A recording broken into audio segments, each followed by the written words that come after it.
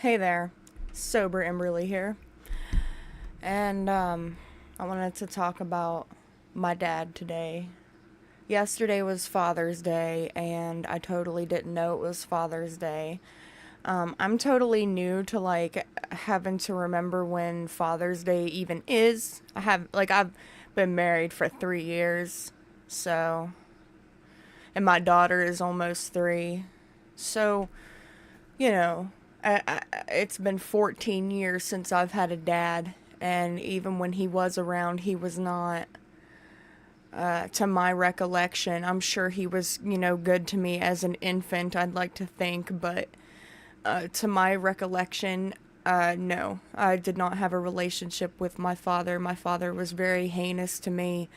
My father was very misogynistic, racist, homophobic, all the loaded trigger words you can think of. That was my dad, and my dad was a huge fan of this white supremacy dude, William Pierce, who had passed away in the early 2000s.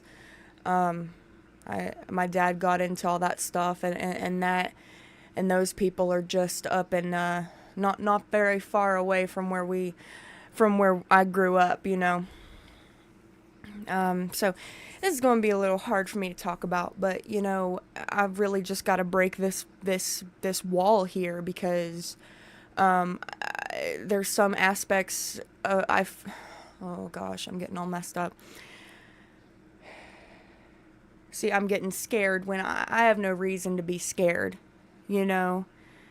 But I'm just gonna go ahead and say it that he beat the shit out of everybody, and you know, I just remember being in a lot of pain all the time, being very scared, and being called names a lot. Um, and there's a couple things. This is like, I used to have nightmares really bad. Like, I'm on medication and stuff now. Like, I finally was like, okay, this is affecting me and it's affecting everybody else around me because I was living my life 100% in some kind of like survival mode. Always in a panic, and noises really throw me into a panic, or will throw me right back into, early 2000s. Like, I mean, certain smells will throw me back, certain sights will throw me back. And, that kind of stuff is really hard to explain, I guess, to people around here, because especially where I'm from, there's a stigma on mental health. There really is, and you just kind of get gaslit all the time. Like, oh well, I don't know why you would feel that way. I don't know why you would think that. Like my grandmother, my dad's mother, is really bad about that. Like, she's like, "Oh, Emberly, I've heard you say your whole life that you've had a hard time, and I just don't understand what you mean." And it's like, yes, you do, yes, you do. You know what I mean. You can deny things all you want, but that's fine. You can go ahead and finish out your life and not take accountability for anything. And see, the thing is, people had to have known what kind of guy he was and what he was doing, because I know that he had done it a few times in front of his parents. And what did his parents do? They got in their truck and they left. There was no help. There was no, I mean, they just acted like it didn't happen. That is how a lot of people around here act. That is what a lot of people do. I know that it's not, it's a lot. But I mean, I didn't have a normal childhood because of what my home life was like. You know, and even when I talk about it, I don't even know how much detail I should go into, but I feel like for anyone to kind of understand why I am the way that I am, I have to go into some kind of detail, at least a little bit. But then again, I just feel like no one's going to get it unless they've actually been through some shit like that. And I can't find other things that can relate to this. Like, the only thing that I can, like, the stuff I've heard on YouTube, the only thing that I could kind of find that relates to this kind of like strictness and lifestyle and misogyny and abuse, and it is like Mormons or I guess Mormons. A lot of different religious things I've listened to. It seems like my dad kind of had those fundamentals. Sorry, he kind of had those type of things, but he wasn't religious.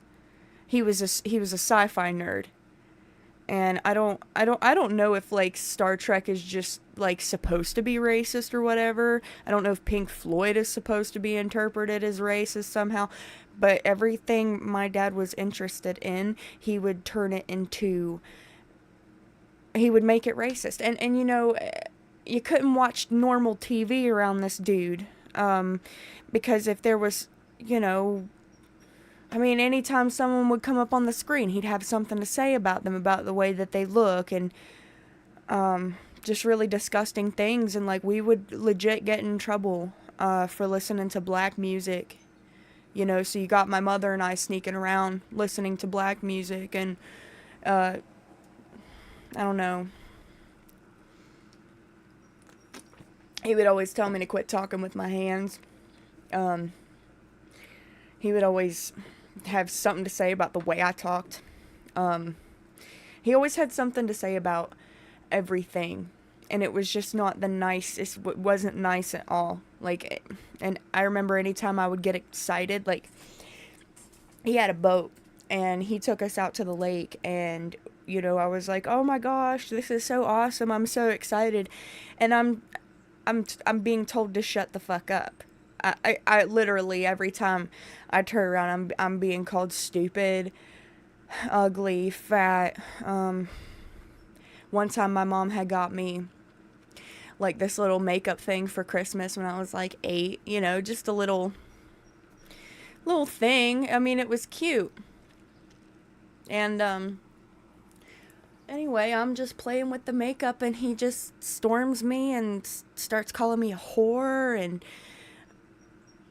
I mean, and then there was one time my friend gave me Sasha, the Sasha Bratz doll, which Sasha's the black one. And you know, brat dolls, you take their shoes off of them. Well, I lost one of the shoes, and he found it and seen that like the ankle color of it, you know, was like brown or whatever. And my brother remembers like the fit he threw and how bad it got, just because because my friend gave me a doll. And I remember him saying like, oh, now I'm gonna leave out the obscenities, but just know every word out of his mouth was some kind of slur when he was talking about anybody. If I ever catch you with one of those brat dolls, you're out of this house. You're gone. You're getting the fuck out of here. Like, crazy shit. And you got to think, as like a 8 or 9-year-old kid, like, that's terrifying. You know, I think that's what makes all of this terrifying. It is I was just a kid. You know, I didn't have any say so of anything in my life. You know, anytime I wanted to have me time and play with my dolls, that just wasn't happening.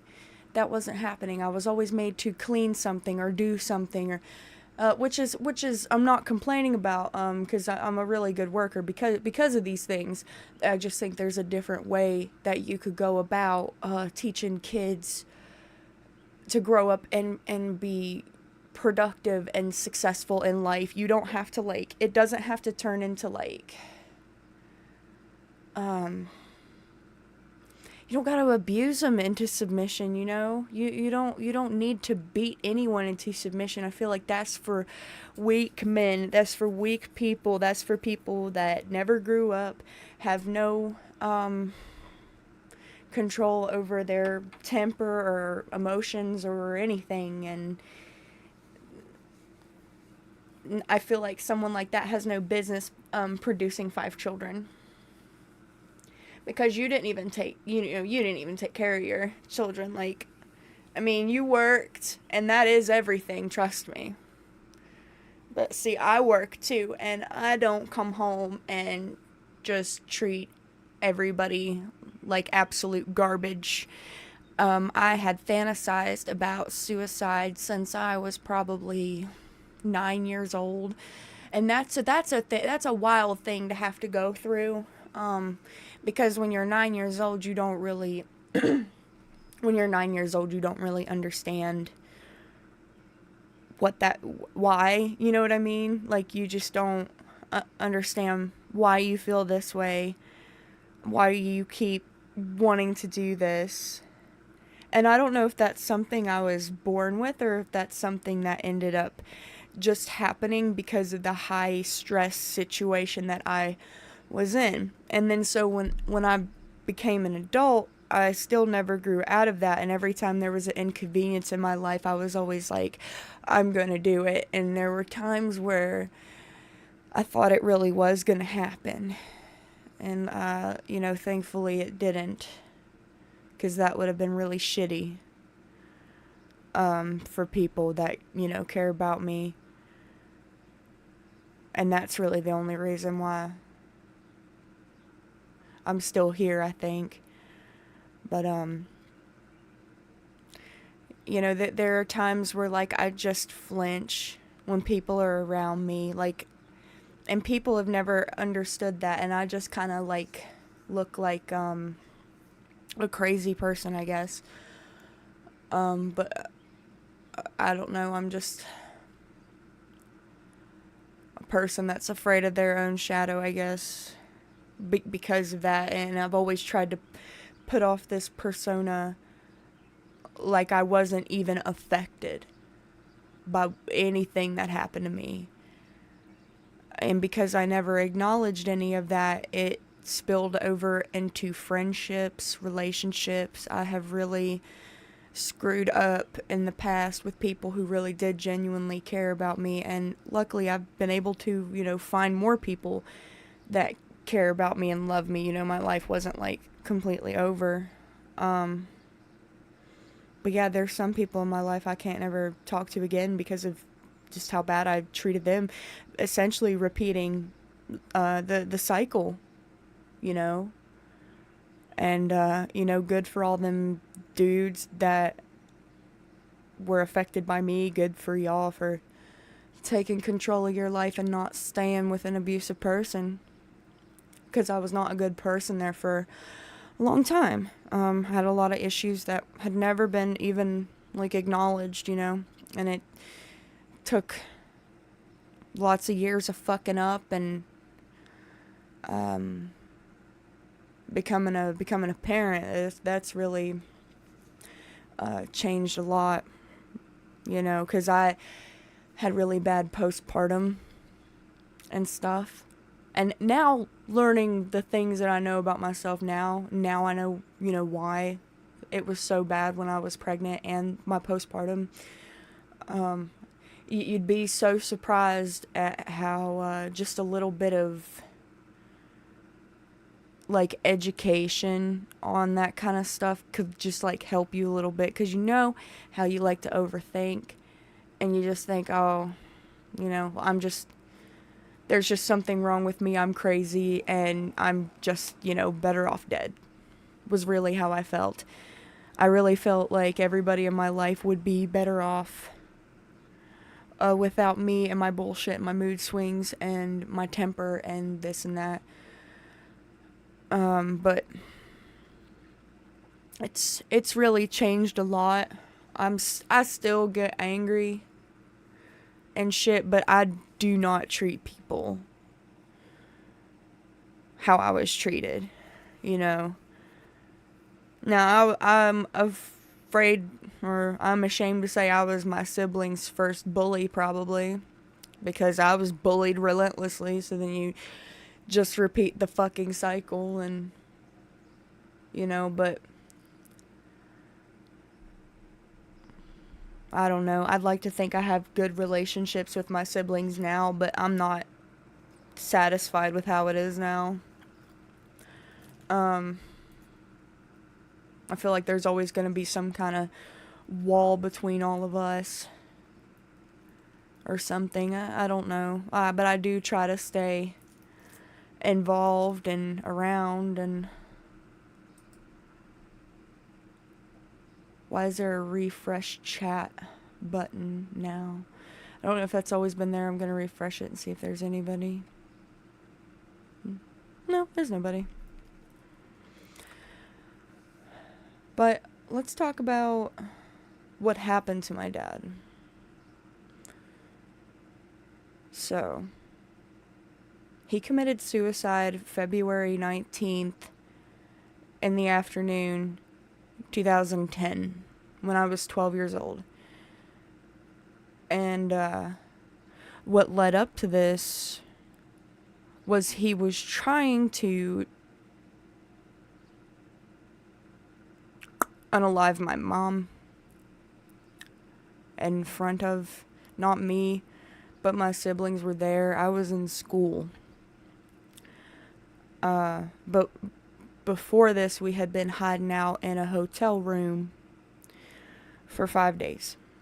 Me, my mom, and my 4 younger siblings. And that was really rough, and it was like the middle of winter. It was a lot of snow on the ground. It was a lot. And how we got out of the house and away from my dad is like also a crazier story, and I'm the one that came up with the plan to do this, like, because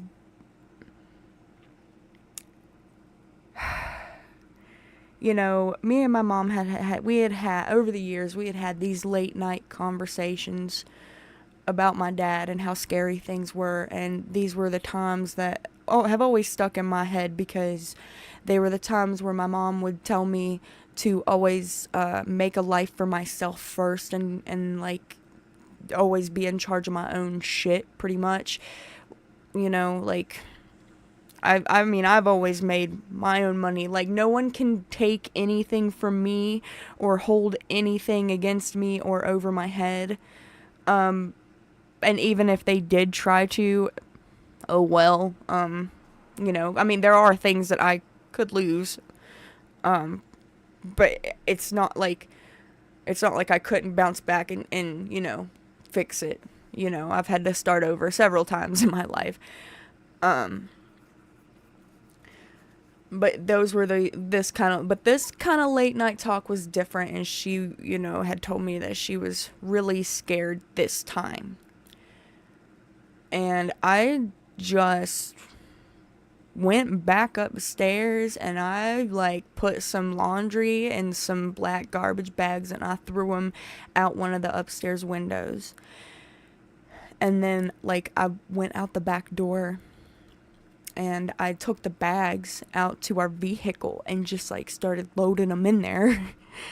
And there was, like, a blizzard going on outside that night. This was, like, Valentine's Day, something like that, around that time. But this was like 3 a.m, something like that. And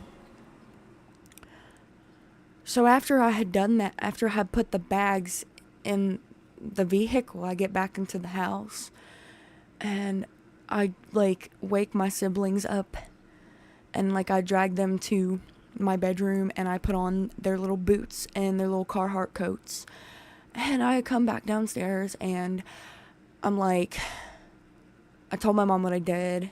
I was like, let's go. Like, you say this, and this is a concern, and I'm obviously being vague, because it's not just my story, you know, and I don't really want to, like,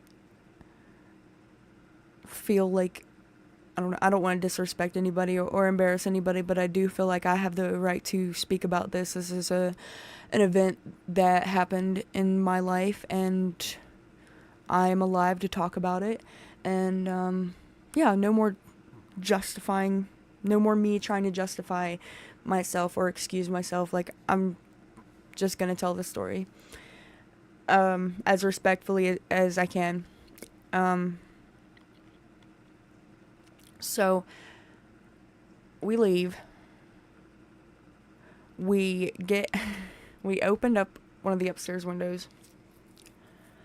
And,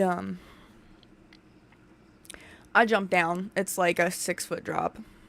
And I ripped my pants when I jumped down.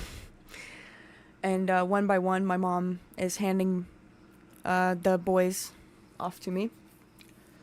And we leave. We find a hotel room. We stay there. And there was quite a bit of money in the bank. My dad had just been blacklisted from working overseas because he lied to his boss and said that his wife and 5 children were in a car accident and all of them were in critical condition. But according to the bank statements, my father was at jewelry stores, salons, clothing stores, like women's stuff. He was fucking around for the millionth fucking time. So yeah. And I think reality kicked in. Because this was like the worst winter ever. The Christmas he was home, like the Christmas before he killed himself. Like, I think a storm happened, so the power was off. And like, that is when things were always fucking batshit crazy, because when I was a little kid, the power went off because of a snowstorm. And then he's pulling guns out on everybody. You know? Just crazy shit. And he was always threatening suicide. He was always pulling guns out and putting it to his head, putting it under his chin. He just was so eager to kill himself. I don't know. But so we stayed in a hotel room for 5 days until we were like running out of money. And I was very upset because my mom was returning back to him. I understand. I guess there was no options, but I was upset and I was like, just take me to school, please. I wanted to see my friends, and I had a boyfriend that nobody knew about. And so I, come back to school and I act like what just happened didn't happen. And, I'm there for lunch, and then I'm there for the period that's after lunch, and all of a sudden the school counselor comes into my classroom, and she just very kindly, gently, nonchalantly is like, come here. And she's, taking me out in the hallway, and I'm like, what's going on? And she's not saying anything, and I'm thinking it's very strange she's not taking me to the office. She takes me out to the parking lot, and there is my mom's vehicle. And it was so surreal walking up on the vehicle, because I'm looking at the passenger window, and it is just like it's not there. But something was just really weird about the whole thing. And I get in the back, even though I usually sat in the front. But I get in the back, and my brothers look obviously traumatized. And my mom is talking to this one lady who was a mom to a boy that was in my grade. And I'm very quiet and obedient and don't really speak unless spoken to at this point in my life. But I was just very, like, I knew something really bad had happened, like something went down here. Something went down here. So after my mom's talking to that lady for a while, and I see all the glass all over the place on the inside of the vehicle. And, my mom finally goes to pull away, and we get up there to the Nancy Hart mural that's in town on Main Street. because you gotta stop there and you gotta make sure no traffic is coming before you could get on Main Street. And right at that moment, this ambulance comes fucking flying by with its sirens on and just, I mean, whoosh. And my mom turns around, looks at me, and I look at her, and she didn't need to say anything. I knew something had happened, and I knew that he had probably killed himself, and I was right. He blew his brains out in our living room, and I'll never forget that spring. My mom repainted the kitchen twice. Not because of a mess or anything. The mess was already cleaned up and it was in the living room, but just to have a change, because the kitchen used to be green, and there was a wall in the kitchen that he would always make us stand at and interrogate us at for hours. Interrogate us about nothing, too. I mean, he acted like we knew where like, Bin Laden was or something. Like, he did a lot of brainwashing on us. But I don't think it ever took. Because we always looked at him like, you're fucking crazy. Because none of us hate other people. For nonsense fucking reasons, you know, like.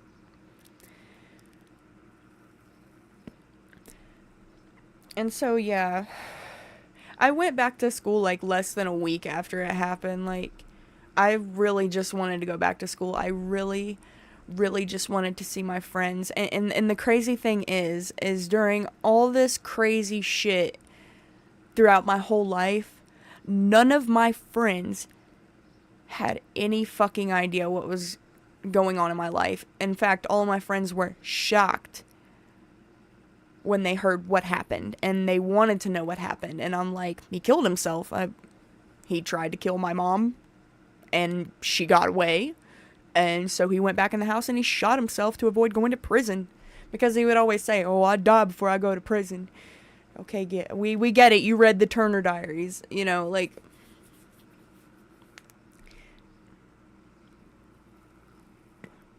See, my dad was kicked out of the army.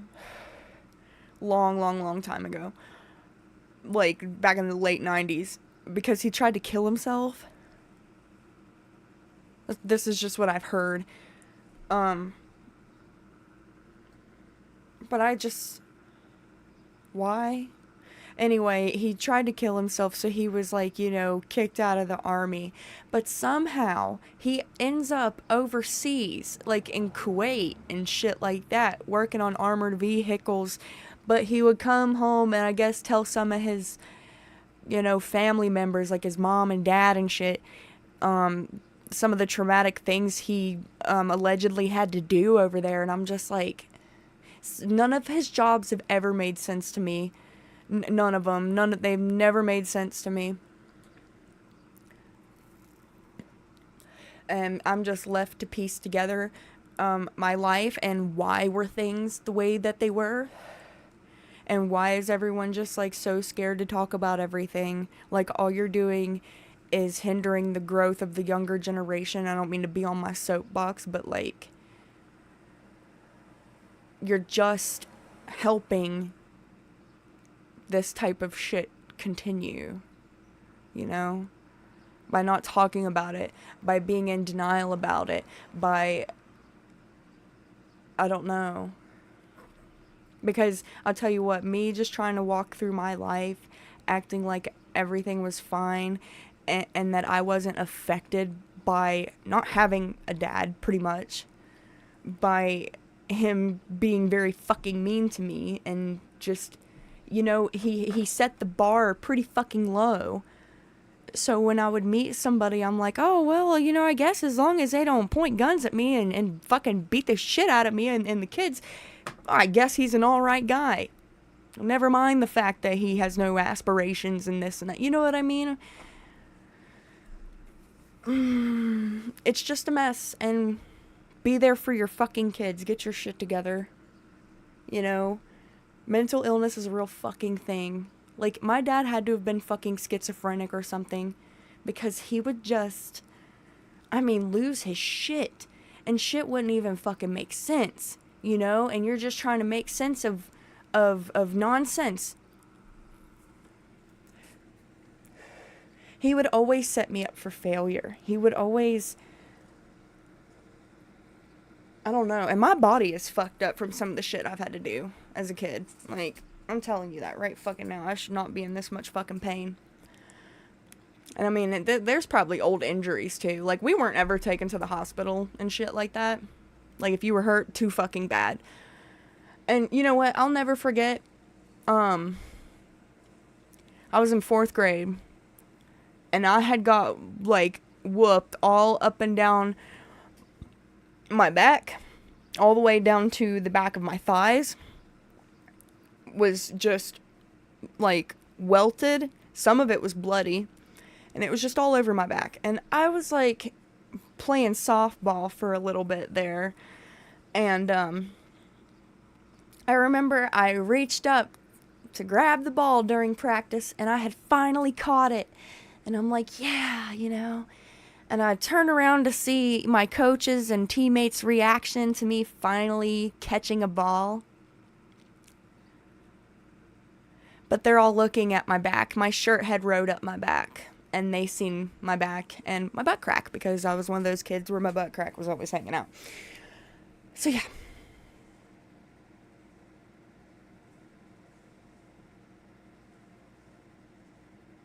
And then there was the time where I was 5 years old and I was asleep. And my dad was working out of state or some shit. But he had come back in the middle of the night. And I don't know why. I don't know what happened. But for whatever reason, at 5 years old in the middle of the night, I'm getting pulled out of my bed by my fucking hair. And he drugged me out of my room, through the living room, through him and my mom's room. And he threw me into the back room and just wailed on me. I've never felt so alone and scared. You know? And then, like, just to have to continue on, like, I don't know. I just was always scared. And it's only been very recently, the past few years, that I haven't had to live in fear. But there's been certain things about having a baby of my own that's very triggering, and that's why I'm even in this place where I'm talking about this kind of shit.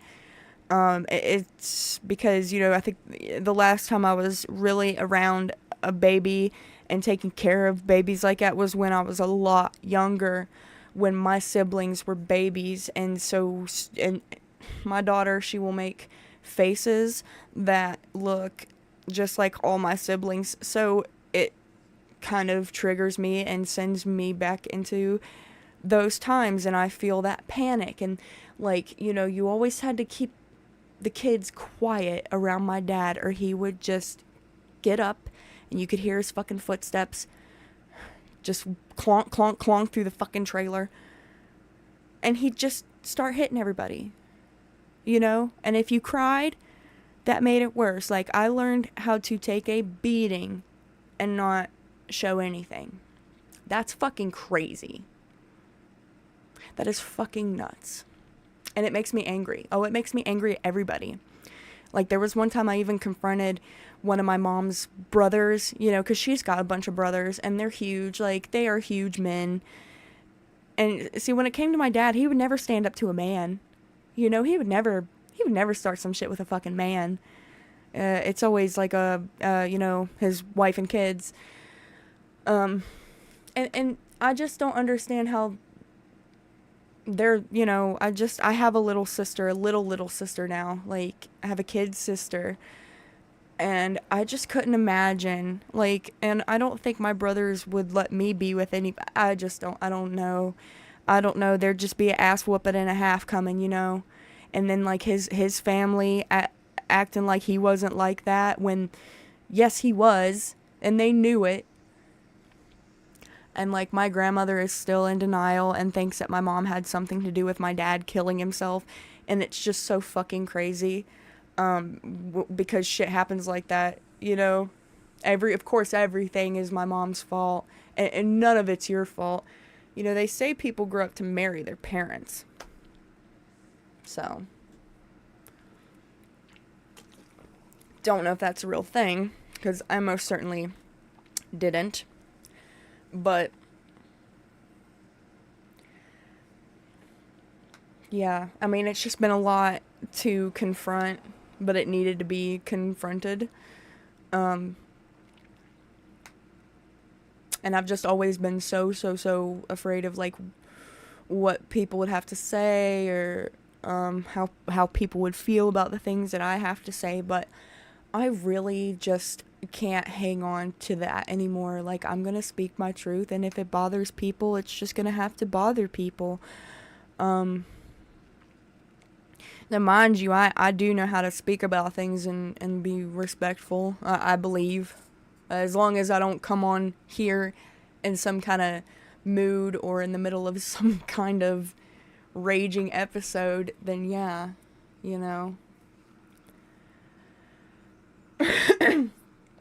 But it's just crazy that as a grown woman this stuff still affects me, and I think that's just because I never got help. I always tried to be strong and play it off like nothing ever happened to me. And also you can't really talk about that kind of stuff because, you know, I guess maybe the wrong people could hear it and try to, I don't know. We live in such a small town too. It's just crazy. And it's crazy when people would come up to me and they're like, "Oh, you're Eddie's kid, right?" "Oh, yeah, I used to know him. Great guy, great guy." And I'm like, yeah, great guy. Like, that was so awkward returning to school and teachers, like, coming and putting their arms around me and being like, "We are so sorry to hear about your dad." And I'm just like, well, y'all about to see my grades improve a little bit. You know, I got a whole lot of stories about my dad. I got pictures too. I got pictures of some of the shit that he did. Because I went through my mom's photo album and just, like, took everything having to do with my dad. Because I thought that would be helpful. So I have, like, a lot of pictures. And it's just so crazy too. Like, he was really smart. He was really fucking smart. He had a lot, like, to offer. And it's just a shame he didn't try to get some kind of help. He was only 31 when he died. Like, it was, like, dude, I'm almost 27. So that's another thing, too. Like, I'm approaching the age that he was when he did that. And it's crazy to think about, you know? And, I mean, I remember what he was, you know, like throughout his 20s, and it was up and down, like you're just waiting for that one person to come back. They don't come back. My dad's emotions would change at the drop of a hat. Like, we'd all be chilling, he'd be on the PS2 playing Resident Evil 4, and we'd all just be enjoying ourselves and watching and having a good time, and then suddenly someone's getting fucking whooped, someone's getting fucking hit, you know, and getting run off, and just fucking dumb. He's like a big, abusive, mean, asshole older brother or something. I literally like seen my own dad as, like, Hitler or something. He really looked up to Hitler and would talk about the Nazis anytime he got a chance, you know, and anytime I had some kind of new doll. Like, I had the Dorothy doll from Wizard of Oz, the one you push a button on her feet or put her shoes on it, her shoes would light up and shit. He's like, "Oh, did you know she's a big fat fucking Jew?" And I'm like, so what? I can't play with her now? Like, what? I'm still gonna play with her. You know, I have always been defiant when it come to my dad. I was sneaky about it, but, you know, I don't know. And the thing was, is I wasn't even, like, defiant. Like, you're not letting me have simple things because you're racist, you know? I'll never forget that one time my mom caught him on Trek Passions, which I guess was like a Star Trek dating website. Anytime my dad would come up off the road, the only things that would play on the TV was SpongeBob or Star Trek. That's it. My mom couldn't watch any of her shows that she would watch when he'd be overseas. So that means we couldn't watch Flavor of Love. We couldn't we couldn't watch Big Brother. We couldn't watch any of our shows. Couldn't watch VH1, MTV. Couldn't listen to music. I remember one time we went to the beach. We were all the way down in Outer Banks. And there was, like, my mom was in a gift shop. And my dad was driving. And he was, like, looking through the CDs. And this is back when you burnt CDs. And he puts this one CD in. And, like, the first song on it is that, we're doing it, we're doing it, we're doing it well. That song.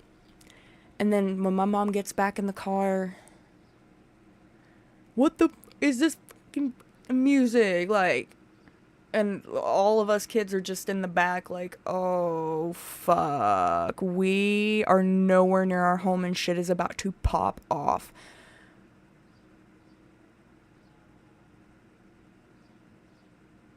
And it popped off.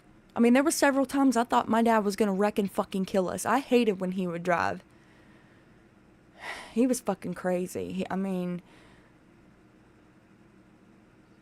one time he almost hit somebody on a bicycle, and then he gets out of the window and is like, fuck you. I remember my mom hiding money in my room because my dad kept like buying beer, like, so she was like, we're gonna hide this in here. No wonder I have anxiety, just because, if he would have went through my room and found the things that were hidden in there from him, I feel like I would have gotten more in trouble than my mom would. I feel like, if he would have found out that Riley had a baby shower. Oh God, and he was born in the hospital. See, I was going to the dentist and I was going to have my MRI, and I was thinking to myself, wow, I have a husband that isn't going to accuse me of fucking the dentist or fucking the doctor at the hospital. And my husband was like, what the fuck? He was like, thanks, Eddie, for setting the bar really low, I guess. It's just cool that I have a husband that's, he's a good father, he's a great husband, he's really patient, really kind, really loving. I don't know where I'd be without him, to be honest with you. I really, really, really don't. I really don't, because I was in a bad way when we first got together. I was masking all this shit, And I had this ex-boyfriend at the time that he left me, and he's the one that I'm like, kudos to you, dude. Because you don't need to be putting up with that shit. Not your fucking responsibility. But I treated him like he was the one that did all this bad stuff to me. When he didn't do anything, it was like I was taking out rage from all of this on other people in my life. And I was a very possessive girlfriend and friend, too. Like, if you were my friend and you were talking to that one bitch I don't like, then fuck you, we're not friends anymore. That's no way to live your fucking life, That's just... And that makes people, like, just want to have nothing to do with you. And you can't blame them. You can't blame them for that, But it's been a few years now, and I've made amends with, like, old friends of mine. I like to think I have. And I'm not possessive anymore. I'm too fucking busy for all that shit. I'm so sweaty and anxious. And I have to pee, so I'll probably get off here. I'll probably talk some more about my dad. So as long as this doesn't get some crazy ass backlash, and even if it does, oh well, I don't know what you want me to do. You know? But yeah, it's just, I don't know, hopefully this helps or inspires or puts you to sleep.